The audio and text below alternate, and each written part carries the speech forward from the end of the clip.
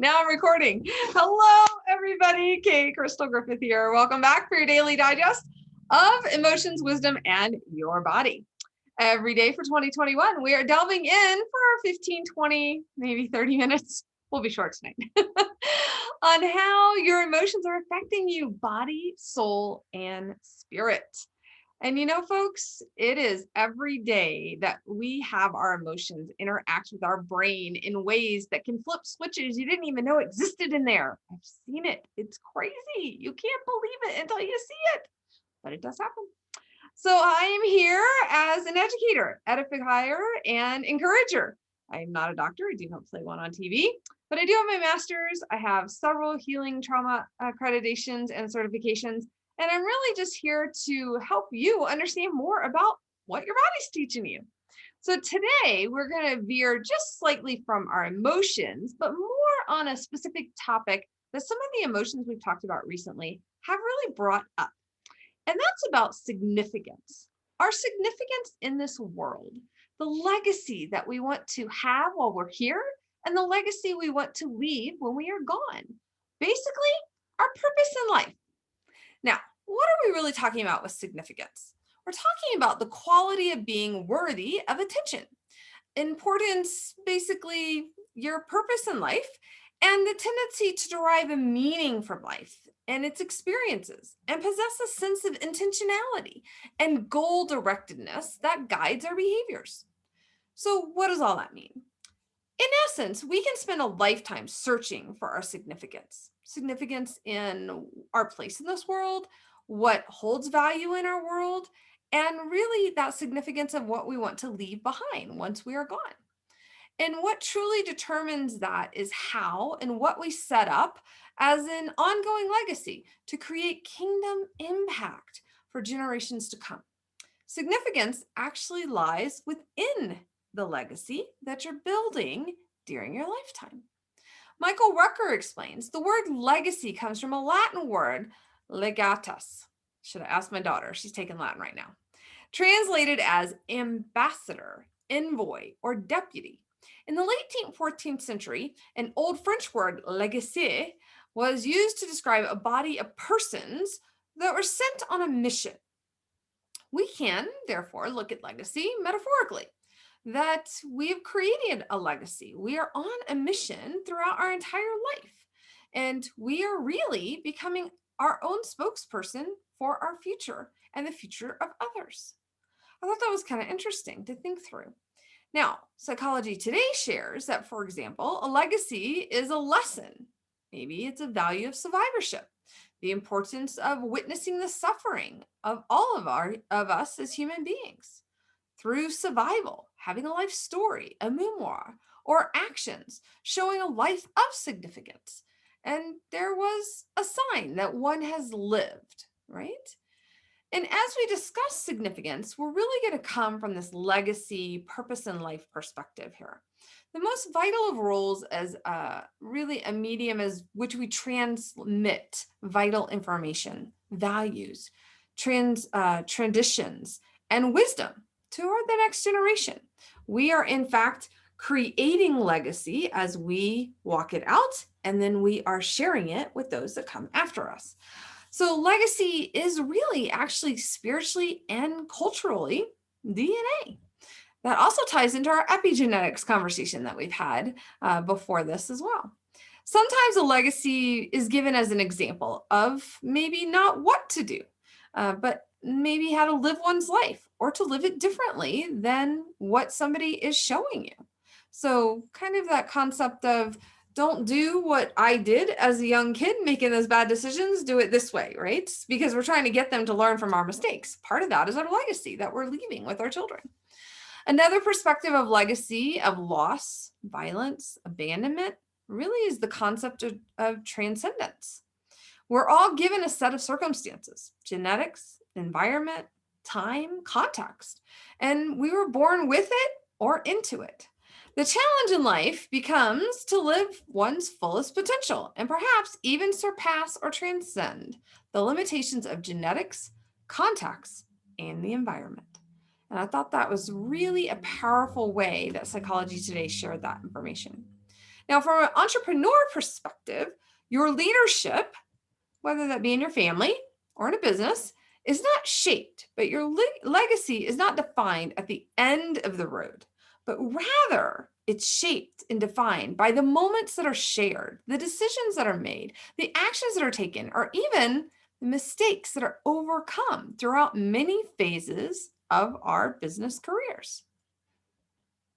I really loved one example that I read was Ronald Reagan, right? So we know him as this actor, but really, how do we know him? We know him as one of the greatest presidents that ever served in the United States.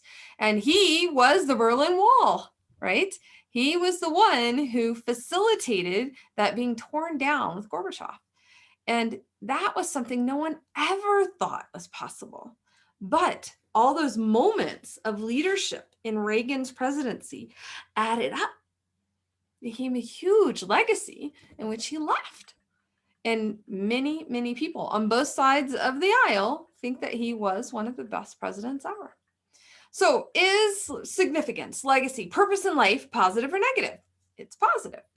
So what does this purpose, this influence do to our brain and body? So this was really difficult to find information on. Really, there was nothing for significance. And even legacy had just a few items that we're going to talk about. But what really kind of cracked open this whole piece about those effects on the body, I'm not sure what's itching me so bad tonight, but I apologize, guys. All of a sudden, I got really super itchy. But what really cracked that open was purpose in life. And soon as I kind of identified that piece, I got all kinds of great information. So studies have linked a sense of purpose not only to slower rates of cognitive decline, which means pushing off any Alzheimer's or Parkinson's or dementia, right? But to even lower rates of disability and of death. So when you have a purpose in life, you are in full vision, you have understanding and directive, and you have fuel for your fire, basically. And so when you have that direction and that passion in your life, man, I love helping people get clarity in their life. I mean, it is so exciting. Like, it rejuvenates me. It energizes me when I go in and I'm able to help them see where God's moving in their life in ways that they never thought he was ever even there. And when we do that, and then they walk out and go, wow, I never knew.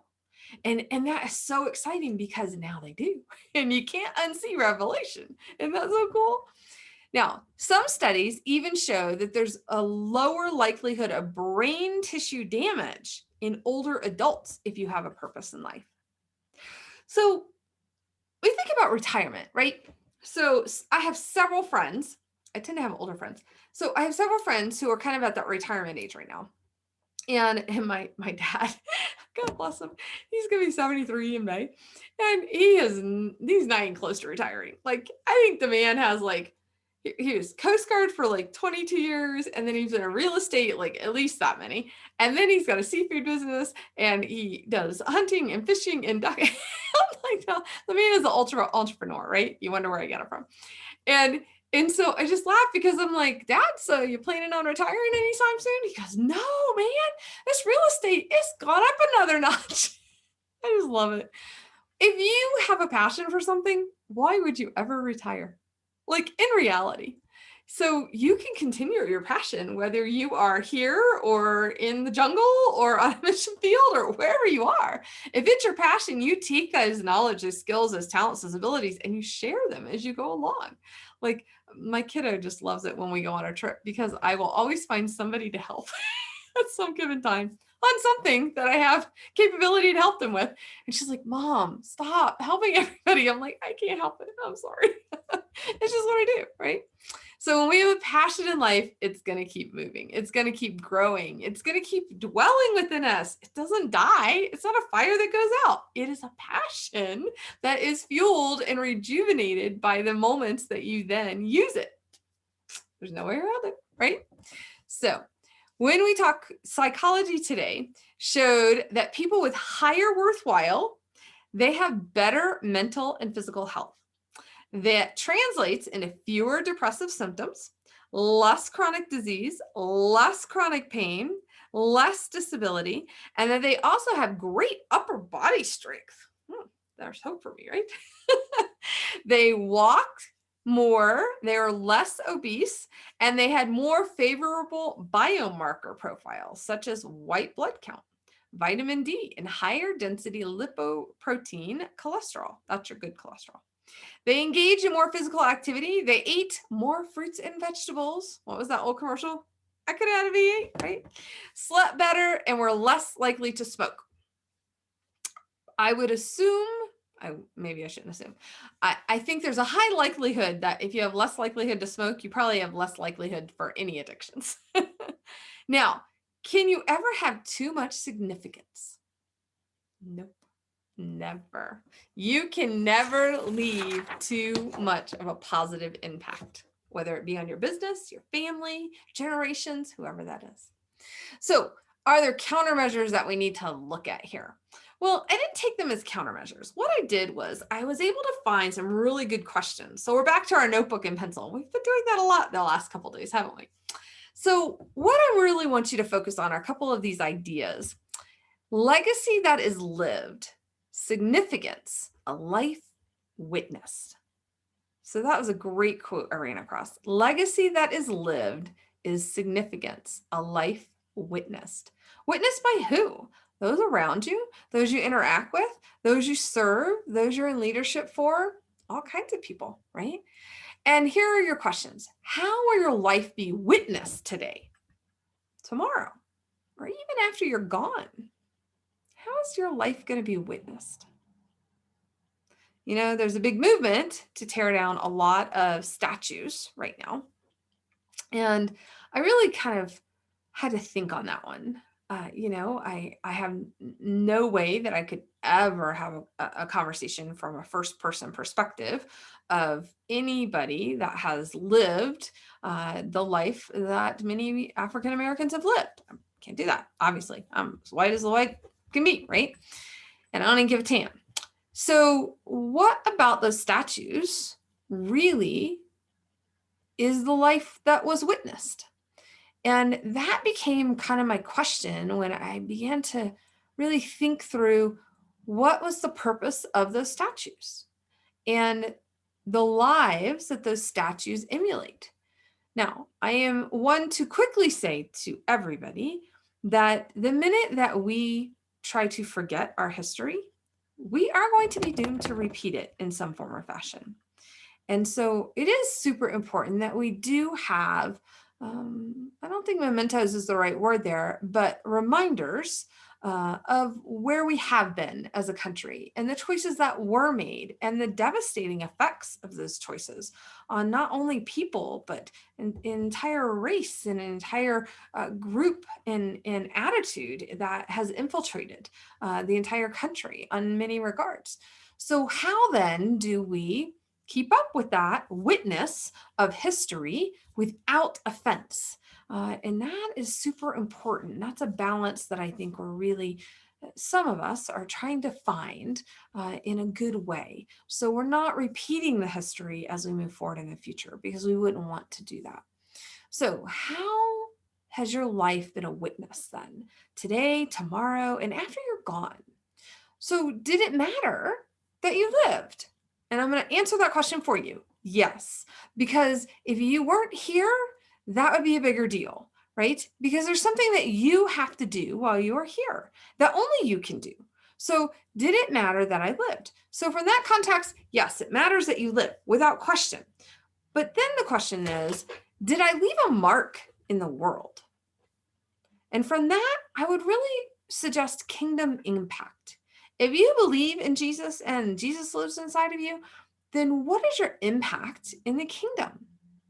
Now, that doesn't necessarily mean I brought 50,000 people to know Jesus, but it could have been 2. And out of those 2 came millions. It only took one person to tell Billy Graham about Jesus, right? It only took one person to tell Shaun White. It only took one person to tell any number of people who preach the gospel. And so I just want to encourage you. It only takes one to share the gospel. Carmen, as I mentioned last night, recently passed, and he actually held the record for the largest Christian concert ever. 70,000 people in Dallas, Texas. I just thought that was so cool. And so there are people that come and sing at other concerts that are bigger, but his whole concert was that event, and it was 70,000 people. And I think I attended one that was 25,000. That's a lot of people. It took a long time to get to that concert hall. So, I just want to encourage you, like, what is your impact for the kingdom? Where's that going to? So do you have some impact on this world or on someone? You may be a grandmother and your grandchild is who you're having impact on, and that is perfect because that grandchild is also your generational legacy. So it doesn't always have to be big groups, so we get overwhelmed by that sometimes. Well, I'm never going to be a big person. Yeah, you're big because you're here. And that is not about a label or status. That's about who can you influence and influence and impact. That's the word. I lost it. Influence and impact right in your area right now, right? Sometimes it's just a matter of picking up poop on the side of the road because you saw the dogs, like when you're walking yours, right? So you bring some extra bags to pick it up, and people are like, why are you picking up somebody else's poop? And I'm like, well, it's my neighborhood too. I want to make a difference. And then you start a conversation because they see that you have genuine authenticity and you want to make an impact in your local community. And now you've made a new friend, and who knows, that could lead to something else. Sometimes it's just all about being you, right? Now, was there a sign that I was here? Not necessarily the epitaph on the tombstone, but how do people know? We often think, well, who would come to my funeral? That's a great question because in quarantine land, there weren't any, right? So in the grand scheme of things, doesn't matter who comes to your funeral. I would think more, who feels the loss? Who was impacted by you being alive?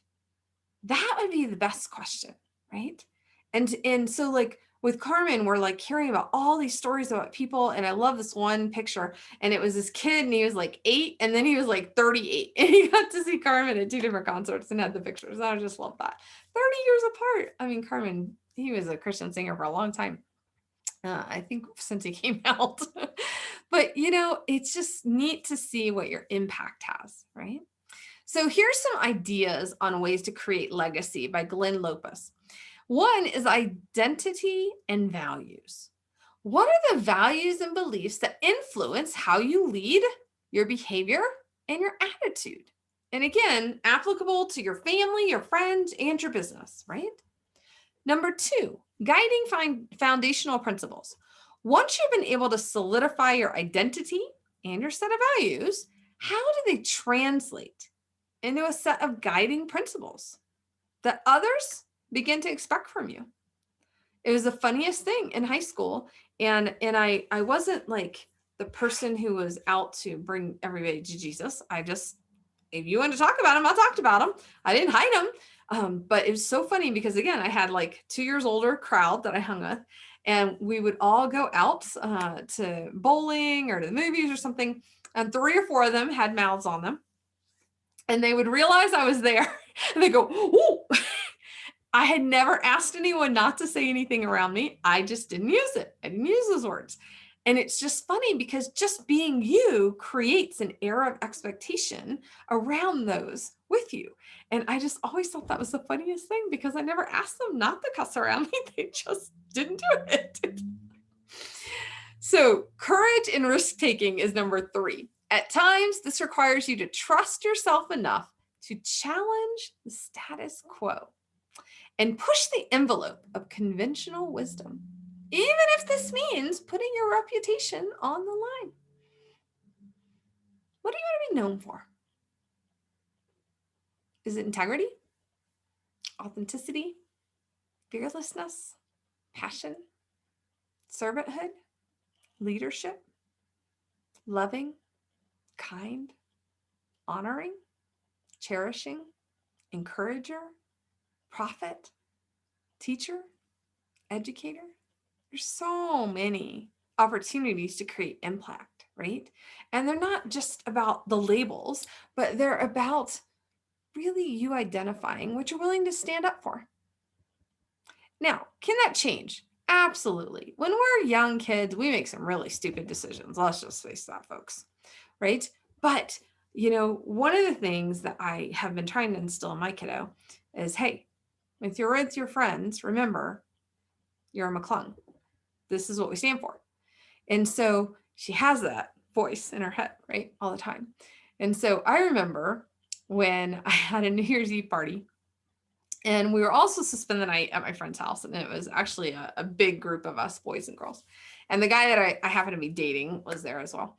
And the party, the hostess came down with a horrible, horrible headache and basically said, you guys all got to go home. We can't finish the party, right?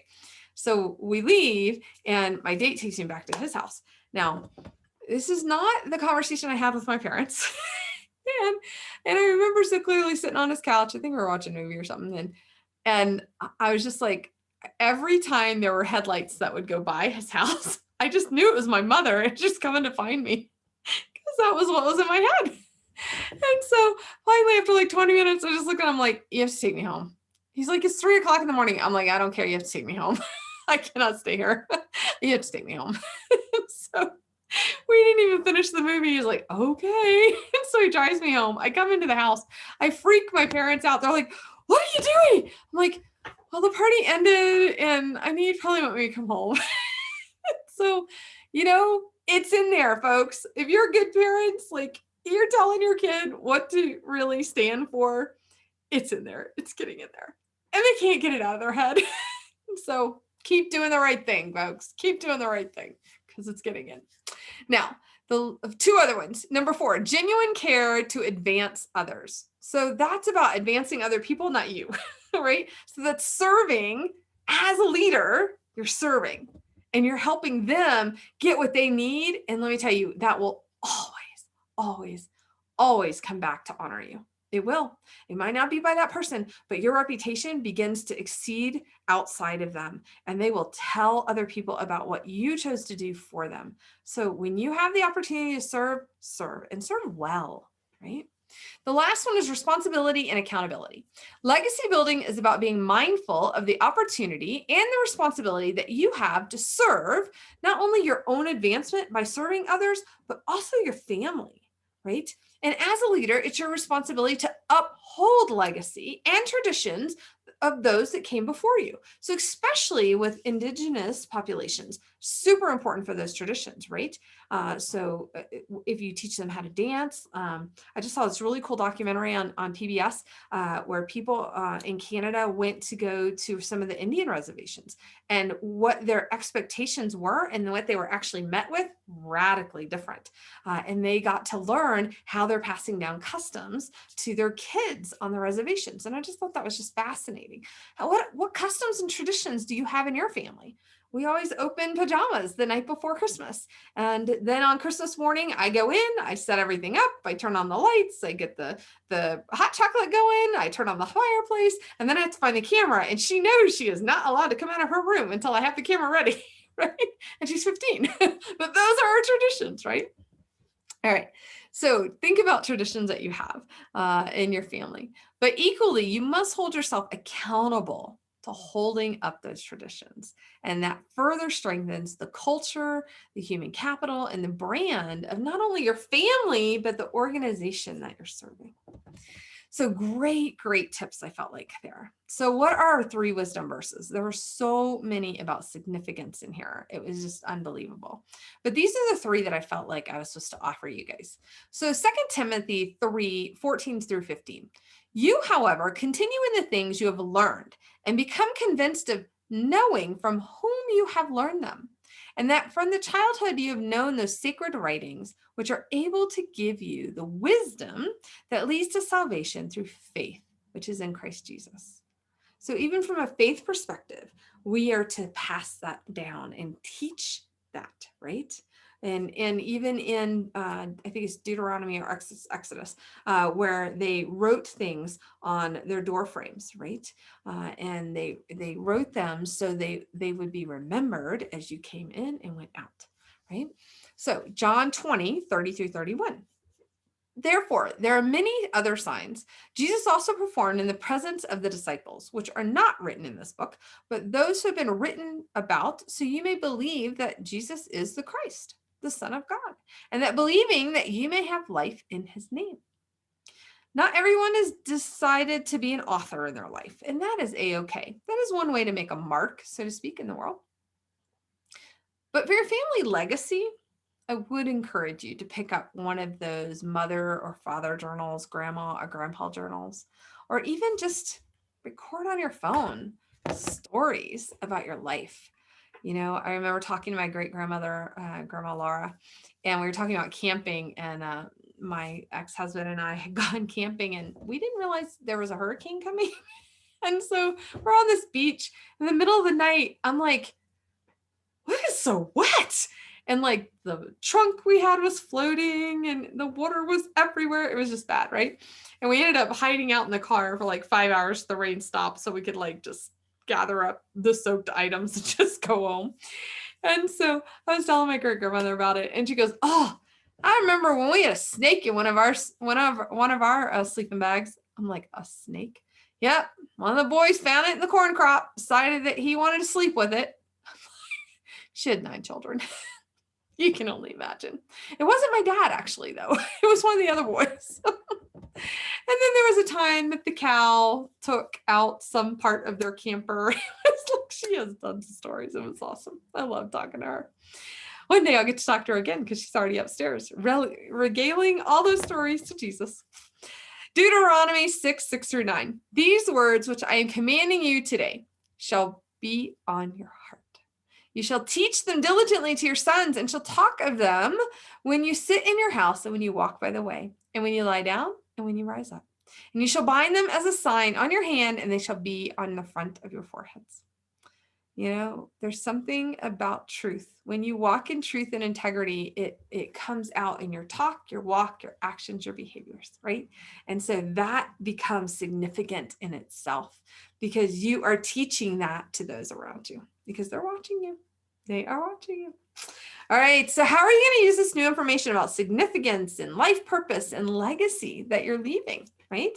Remember, wisdom is not just the hearing, but the understanding and application. You need to do something with everything that we talk about every day. So here are your 3 questions.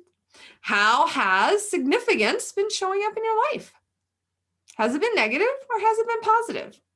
Maybe a better way to ask that question is, has there been a deficit? How can you transform significance in your life, that purpose, that legacy? How can you transform that by wisdom, the understanding, and the application as you move forward in it? So take those scriptures, add your name, personalize them. They're all yours. Go live, share with us. What is the most significant thing that you have seen in your life so far, and where do you want to go as this significant marker, right? So tomorrow's word is a little different too. We're going to talk about declarations and how they affect your brain, your body, and your emotional health. So when we're declaring things like what we declared yesterday, how are those actually affecting here and your health, right? So let's learn more about that tomorrow when you join me for more emotions, wisdom, in your body. And until then, register at kcrystalgriffith.com to receive more insights and your feelings wheel. Until then, you guys have a blessed night. Take care.